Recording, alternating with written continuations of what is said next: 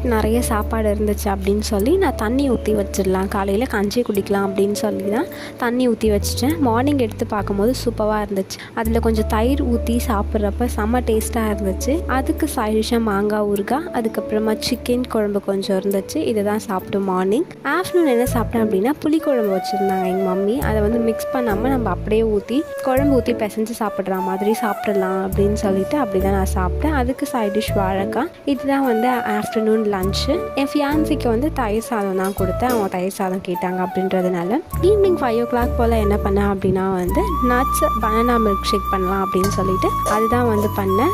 Taste சூப்பராக இருந்துச்சு. Weight gain பண்ணணும் அப்படின்னா இதை கண்டிப்பாக ட்ரை பண்ணி பாருங்கள். அதுக்கப்புறம் ஃப்ரூட் சாலடும் செஞ்சு சாப்பிட்டோம். டேஸ்ட்டு சூப்பராக இருக்கும். இதுவும் ஃபைனலாக நைட் டின்னருக்கு இட்லி சாம்பார். அவ்வளோதான் இன்றைக்கான ஃபுட் மெனு. உங்கள் வீட்டில் என்ன ஹெல்த்தி ஸ்நாக் பண்ணீங்க அப்படின்றத கமெண்ட் பாக்ஸில் கமெண்ட் பண்ணுங்கள். டாடா பாய்.